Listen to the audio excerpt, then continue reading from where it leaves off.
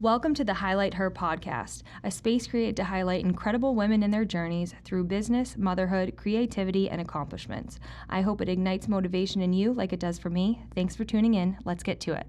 Hello, I'm here with Kortney Bundzinski today. Very excited. She is a entrepreneur mindset person. You do a bunch of different things, and you are in the middle of planning to do a bunch of different things. So Kortney owned and created Daydreamers Daycare. Yep. And is now going through the process of now selling it. Yes. So, which is pretty cool. You created something that was big enough, successful enough that someone wanted to purchase it from you. Yeah, absolutely. Yeah. You are the mom of 2 kids, boy and a girl. Yep. And Brooks is 4. 4, and Marlo's 1.5. Yeah, crazy. And then also on top of that, you are like an interior designer. Yeah, that's a passion. DIY interior designer. So I just want to start off. Talk to me first about the business ownership and kind of how you've always been in daycare, like pretty much your whole life. So that was always a goal of yours, kind of, right? So talk me through that, like how you came about to create Daydreamers. Okay. The daycare part was kind of always been prevalent in my life. That was kind of my main focus, as the interior design and all of the other passions are kind of just my hobbies. Yeah. I'm a jack of all trades, You maybe are. master of none. Maybe daycare is my master. Yeah.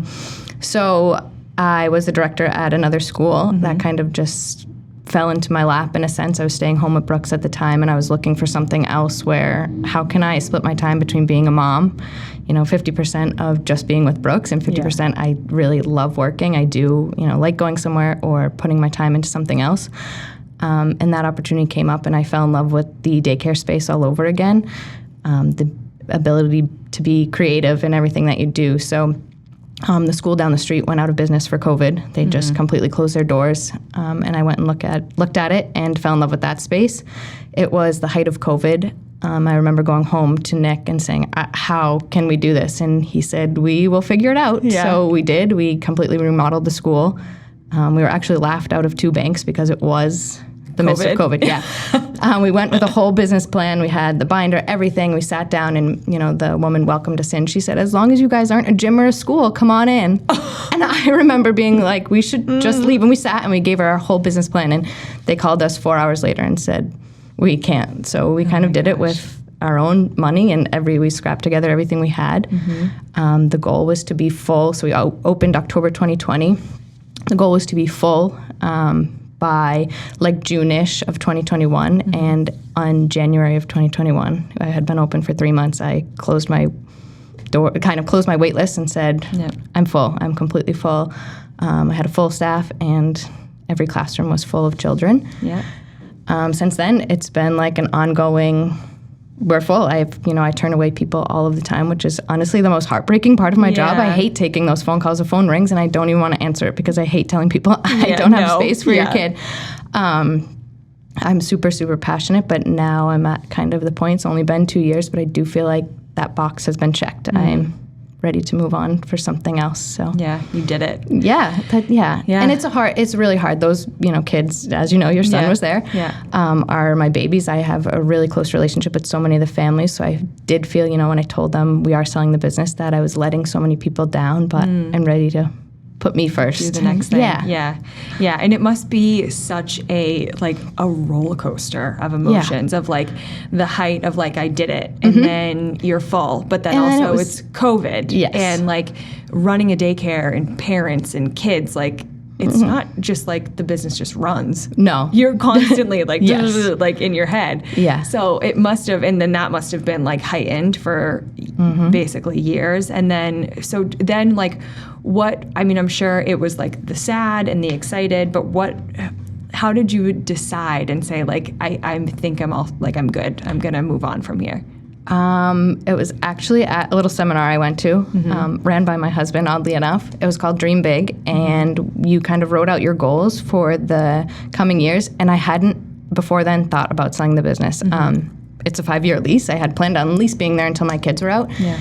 And looking back, kind of, so you write out, in this seminar, you write out your goals backwards from 20 years, 15, 10, 5.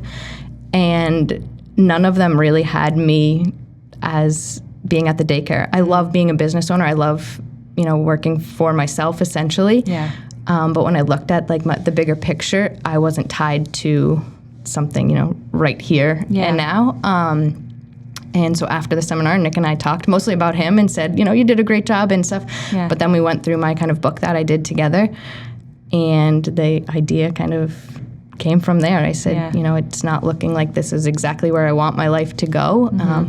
I love everything about it. I mean, not everything, I guess. There's parts of my job I actually love, and there's parts that aren't my favorite. So we kind of just decided we'll put it on and see what happens. Yeah. And it was within a day somebody called and was interested in it. So wow. Yeah. And talk with you and Nick are very much like goal oriented. It seems like you and Nick is Kortney's husband. Yes. You guys you're always like going for something. Always. Like whether it's health, whether like something physical, like business wise, or like you want to flip a house, or you want like something, like you always have some kind of goal which is like, I mean, I just think it's so admirable. You never like just stagnant. Like you're always going for something. So walk me through like that family mindset that you guys have. Honestly, Nick has always been that way. I was not. I can honestly remember like the day sitting in our room, and he had stacks and stacks of books of self-help and, Rich Dad, Poor Dad, all these books before we had kids. And I would be annoyed. Yeah. Honestly, I was like, stop trying to better yourself all the time. Yes, it was. And when I look back, I'm like, that was so silly of me. But I would get like frustrated. I'm like, I'm happy. My life is good. We were only 23. We bought our first house. Like, we were engaged. Life is good. And I looked at him as like, why do you want to keep moving on and moving on? Like, life is good. So it probably took me like a year and a half, 2 years to fall in love with the same things that he does. Like, and he never ever pushed him on me. He never, said, read this book, or I think you'd like this. He did his own thing, and I did. And honestly, that was like kind of a tough part of our marriage. We weren't on the same page at all. I was literally annoyed by him wanting to be great. And then I slowly like dabbled in it without even telling him. Like, I'd buy my own books and just kind of fell in love with the self-help and the podcasts and all of that stuff too. And now it's, I mean, when the kids go to bed, that's like our time. We talk about building businesses and, what else we can do, where we're going to take our kids, where we're going to travel, all of these goals that we have as a family. And we do have individual goals, of course, too. Like, Nick has never dreamed of owning a business, but he is a co-owner of it, so we work together on those things. Yeah.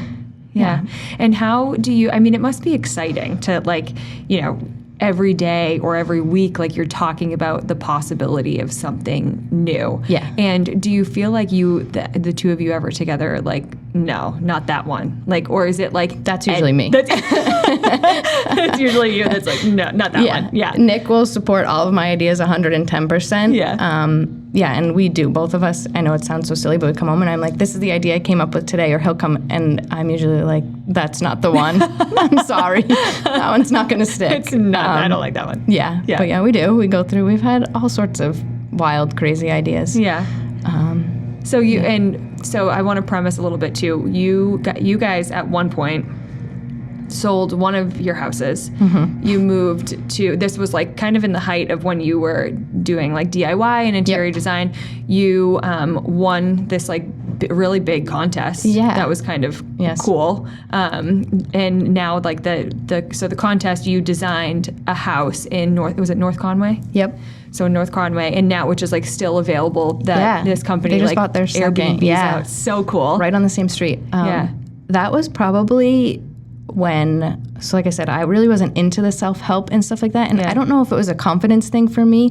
I've never been, I mean, you've known me for a while. I've been quiet and I keep to myself, and I've never been really outward, like confident, and I can do this, I can build this. Nick, my husband, is my biggest supporter. Like, you can do more than you think. And I think that interior design competition was one of the first times in my life that I was like, holy crap, I have this potential. So I was up against two actual designers. I mean, I still follow both of them on Instagram, and they have upwards of like 20,000, 30,000 followers. So one of them is an interior designer in Boston that has her own studio in Boston. Yeah. So when she entered the competition, I'm like, no hope, that's never going to happen. But I'm going to try it. It'll be fun. It'll be, an experience thing. Yeah. And so the competition was whoever got the most likes on their picture or their mood board. And, a couple hours had passed and I checked on it and I was essentially blowing her out of the water. Yeah. And I remember calling my mom and calling Nick and he's like, yeah, my, friends at work are voting. And it was people from high school that were like, Kortney, you're talented. So it was one of those, and it got down neck and neck, she was posting it. And, but yeah, I beat her. And so all my designs were in that cabin. And that was kind of like I said, the first time that I was like, wow, okay. Yeah. I do have, some talents. Yeah. I have, the potential to do something bigger than what I'm doing right now. Yeah. So. Well, you really put yourself out there too. That was that's the first definitely time. Intimidating to For do, sure. Especially because around people, I think too that know you. Yes. And it is intimidating to say okay, this is my first. Here it is. Here I and am. If I fail, I'm gonna walk away with my tail between my legs. But I'm gonna try it anyway. And now it's on Instagram and everyone can see that I've failed. And I tried this thing and there's probably people that are at home laughing at me and think this is silly. But then there was the 850 people that liked it and shared it that were like, I know this girl and she's doing something cool. Yeah. So, yeah. Yeah. And that trumps everything Yes. negative that is, connotation with it. So that was around the time too. I think, was that before you guys moved to Austin or was that after? Right before. Before. Yeah. So then you sold your house, packed up, moved to Austin. With a 1-year-old. To you didn't purchase a house right down there right away. You rented for a little bit, right? Yep. And then you drove around, bought a fixer-upper house, didn't you? From there. Yeah, that was actually, we did. So the fixer-upper we purchased, and it was day 3 of being there. So crazy. Yeah, it was crazy. We purchased that, like I said, day 3 of being there. Brooks was asleep in the car. It was an off-market deal. Yeah. Somehow Nick got in touch with investors and all that. And we went and we parked on this street with 4 or 5 other cars. Nick went in, Brooks was asleep. I said, sure, I trust you. That's fine. He said, it's pretty clean. This is what we should offer. Somehow we got it. We offered right at asking price or maybe $5,000 over. Yep. And then we went in after, we gave them 30 days or so to move out. We went in and I was mortified. It was disgusting. What did we do? Nick told me it was clean. He said, the woman's lived there for 30 years. It's clean, not too much work. Yeah. And I walked in and said, this was a huge mistake. It smelled terrible. There was stains everywhere. There was holes in the walls. It was, I can't even tell you how bad it was. I mean, there's pictures still on my Instagram. Yeah. It was awful. Awful. Oh, no. And so we hired a contractor and they did the work. And how long were you in Austin the whole time they were flipping it? Yeah. We stayed in Austin for 6 months. We actually, when we closed on it, we closed from New Hampshire because, we listed it and decided on a whim to move back. It was hard being away from family. Yeah. And was that your, did you guys go there with a plan to stay for a long time or, We did. Actually, same thing. That was kind of on a whim. My parents came down to Austin to visit. Yep. Nick and I hadn't been on a date night, and that's kind of something we really now prioritize. Yeah. We try to do weekly or bi-weekly date nights. And my parents said, why don't you two go out and we'll take Brooks? And we had looked at a house that day to purchase. And we were just on a walk. We didn't go anywhere. We said, we need some time to think about the house and everything in Austin.